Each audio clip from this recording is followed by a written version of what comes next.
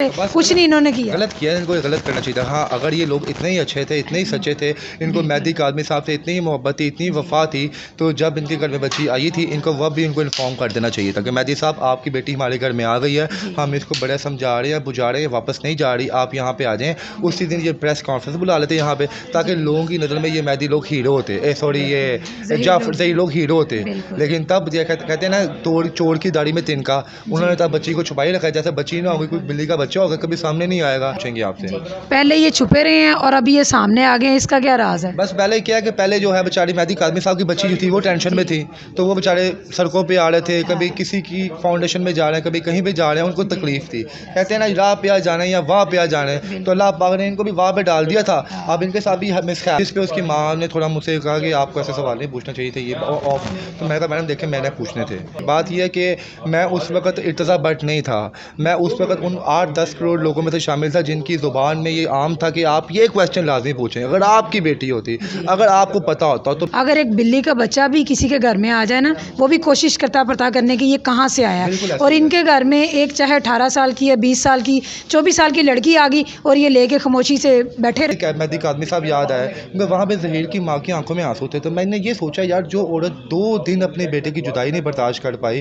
तो सलाम है उस माँ के ऊपर जो 6 महीने या 5 महीने अपनी बेटी के बगैर रह रही है। अस्सलाम वालेकुम नाज़रीन, मैं हूँ प्रोफेसर शीज़ा और मेरे साथ जो है वो इर्तज़ा भट्ट साहब मौजूद हैं, जो कि दुआ ज़हरा केस को जो है बड़े अच्छे तरीके से हैंडल कर रहे हैं, और हाल ही में उनकी ज़हीर की वालदा का और भाभी का इन्होंने इंटरव्यू किया और वहाँ पे बहुत सख्त किस्म के तलख सवालात हुए और जवाबात में क्या रिएक्शन था, ये सारा जो है हम इन्हीं से ही जानते हैं। अस्सलाम वालेकुम। जी वालेकुम सलाम मैम, कैसे हैं आप? अल्हम्दुलिल्लाह मैडम, थैंक यू। आपने बड़ी जुर्रत का मुज़ाहरा किया कि उनके साथ इतने सख्त सवालात किए कि सच और झूठ जो है वो फ़ौरन पता चल गया कि क्या हो रहा है, तो ज़रा वो मामला तो बताइए। मैडम देखिए, सबसे बड़ा जो आप किसी को जज कर सकती है ना, वो सेंटामेंट्स को एक्चुअल में कर सकती हैं, ठीक है ना। मैं आज आपको कह दूं जी, फोर्स पोज अल्लाह ना करे आप किसी बैड हैबिट में इन्वॉल्व हैं, मैं आज आपको कह दूं अल्लाह ना करे आपकी बेटी ऐसे, तो आप फ़ौरन आपका जो रिएक्ट होगा वो नज़र आएगा। यही क्वेश्चन मैंने सिंपल और सिंपल उसकी भाभी से किया, मैंने वहाँ पर कोई क्वेश्चन नहीं पूछना था, लेकिन जब प्रेस कॉन्फ्रेंस में मैंने देखा कि ये लोग अपनी बातों से फिर रहे हैं, तो मुझे मेहदी कादमी साहब याद आए क्योंकि वहाँ पे ज़हीर की माँ की आंखों में आंसू थे, तो मैंने ये सोचा यार जो औरत 2 दिन अपने बेटे की जुदाई नहीं बर्दाश्त कर पाई, तो सलाम है उस माँ के ऊपर जो 6 महीने या 5 महीने अपनी बेटी के बगैर रह रही है। तब मैंने सवाल मैंने मुझसे पुट किया, तो आगे से रिस्पॉन्स जो था वो आपने भी देखा था फिर। जी बिल्कुल। अच्छा, इतने माह में जो दुआ का जो केस चल रहा था, मेहदी अली कादमी साहब ने जो है इस तरह के रिएक्शन नहीं आया कि कहीं कोई सवाल हो जवाब कोई हो, लेकिन इनका तो 2 दिन में दूध और पानी लैदा हो गया। मैंने देखना जो बंदा हक और सच पे होगा ना उसका जवाब 100 साल बाद भी होगा। मैं अगर आपसे पूछूंगा जी आपने क्या खाया है, अगर आपने रात को शलजम खाए होंगे ना, तो आप मुझे 10 दिन बाद भी कहेंगे इर्तिज़ा भाई मैंने शलजम ही खाया है। अगर आपने खाया कुछ नहीं होगा तो आप कभी मुझे शलजम कहेंगे, कभी आप मुझे टींडे कहेंगे, कभी कुछ कहेंगे। तो सेम मैटर इनके साथ भी था। मुझे नहीं पता कि क्यों, शायद वो उनको अंदाज़ा नहीं था कि वहाँ पे प्रेस कॉन्फ्रेंस में हमें ऐसे सवाल पूछे जाएंगे। अगर वो जैसे बाकी चीज़ों में वो तेज़ थे, वो शायद इस मामले में भी उन्होंने तेज़ी दिखानी थी, अगर उनको पता होता कि आगे ऐसे यूट्यूबर या सहाफ़ी बैठे हुए हैं। जी, जैसे ही आपने उनसे क्वेश्चन करने शुरू किए तो काफ़ी उनकी ज़ुबान जो है वो फिरना शुरू हो गई थी। और बस मैडम देखें, मेरी जगह अगर आप भी होती ना तो आपने भी यही क्वेश्चन पूछने थे। बात यह है कि मैं उस वक्त इर्तज़ा भट्ट नहीं था, मैं उस वक्त उन 8-10 करोड़ लोगों में से शामिल था जिनकी ज़ुबान में ये आम था कि आप ये क्वेश्चन लाजमी पूछें, अगर आपकी बेटी होती, अगर आपको पता होता, तो मैंने वो इसलिए क्वेश्चन सामने रखे। और मुझे सबसे जो मैंने उनकी माँ को जहाँ पे मैंने कन्फ्यूज़ किया, मैंने उन्हें ये पूछा कि जनाब आला आपने अभी प्रेस कॉन्फ्रेंस में ये रिवील किया है कि जिस दिन निकाह हुआ था उस दिन आपने उनको व्हाट्सएप किया था, लेकिन एक जगह पे आप ये कह रही हैं कि 1 महीने बाद आपको नंबर मिला है, तो आपके दोनों सवालों में तज़ादात कैसे? तो उन्होंने कहा जनाब जी हमें तो दुआ ज़हरा ने जी दिया ही नंबर 1 महीने बाद दिया, हमने तो 1 महीने बाद उनसे बात की है। मैंने पूछा जी आपकी उम्र कितनी है ज़हीर की वालदा से? उन्होंने कहा मेरी उम्र इस टाइम 50 साल है। तो मैंने कहा ये दुआ ज़हरा जो 16 साल की लड़की है, कहती 16 नहीं, मैं कहा 18, 20, 22, 24 कितनी मर्जी की उम्र है। जब उसने 1 महीना एक 50 साल की औरत को अपनी उंगली पे घुमाई रखा, उंगली पे घुमाने वाला साहब, मैंने कहा आपको नंबर नहीं दिया बकौल आपके, तो आप क्या समझती हैं उसने अपने माँ बाप के बारे में अगर आपको गलत बातें कोई बताई हैं, नेगेटिव बातें बताई हैं, क्या वो सच बताई होंगी? क्या क्या बता आप, ये भी आप हमसे झूठ बोल रहे हैं। بالکل تو جس پہ اس کی ماں نے تھوڑا مجھ سے کہا کہ آپ کو ایسے سوال نہیں پوچھنا چاہیے تھے یہ آف، تو میں نے کہا میڈم دیکھیں میں نے پوچھنے تھے، ٹھیک ہے نا. پوچھنے تو بنتے اب ہیں. یہاں پہ آپ کی مرضی نہیں چلے گی. آپ کی مرضی تب چلتی جب 2 مہینہ پہلے آپ ہمیں ٹائم دیتی. جب ہم آپ کو کہہ تھے کہ ہمیں موقع دیں تب تو آپ ہمیں ٹائم نہیں دے رہی تھی، تب آپ کی مرضی کے سوال ہونے تھے.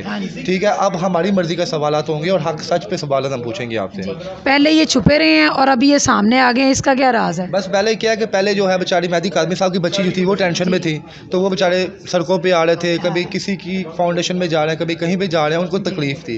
کہتے ہیں نا راہ پہ آ جانا ہے یا واہ پہ آ جانا ہے، تو اللہ پاک نے ان کو بھی واہ پہ ڈال دیا تھا. اب ان کے ساتھ بھی مسخیپ آیا تو یہ لوگ سڑکوں پہ آ گئے ہیں.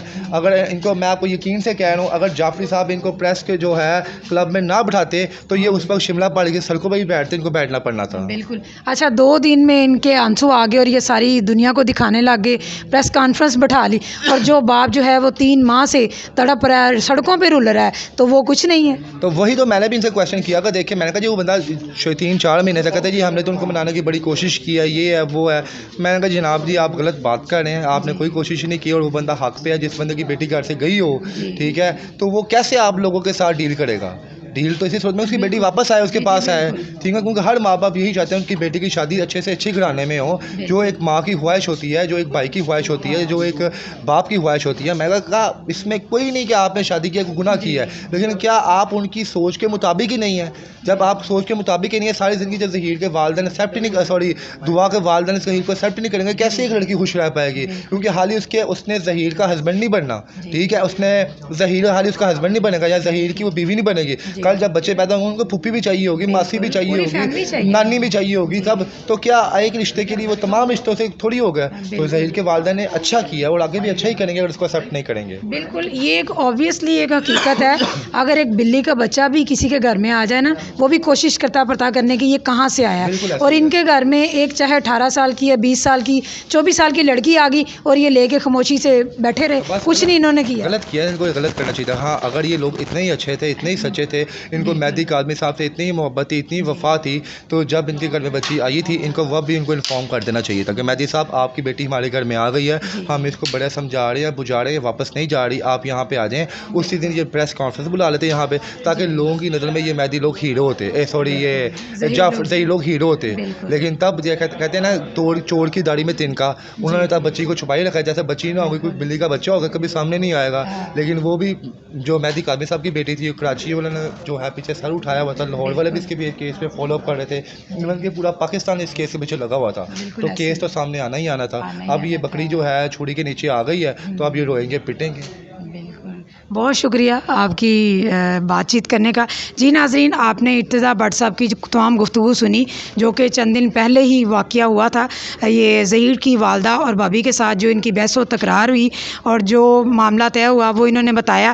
اور میرا خیال ہے کہ مہدی علی کاظمی صاحب ایک بیٹی کے والد ہو کے 3 ماہ سے جو ہے وہ سڑکوں پہ رول رہے ہیں اور عوام کو جو ہے ہر چیز بتا رہے ہیں. اور یہ بیٹے کی والدہ ہو کے 2 دن میں ان کی چیخیں نکل گئی، پریس کانفرنس بیٹھ گئی، آنسو آ گئے. تو یہ معاملہ تو ہم آپ پہ ہی چھوڑتے ہیں کہ آپ دیکھیں کہ کیا کیس کس طرف جو ہے وہ سچ اور جھوٹ کی جنگ جو ہے وہ چل رہا ہے. انشاءاللہ تعالی نئی اپڈیٹ کے ساتھ آپ کی خدمت میں حاضر ہوں گے. تب تک کے لیے اجازت دیجیے. اللہ حافظ.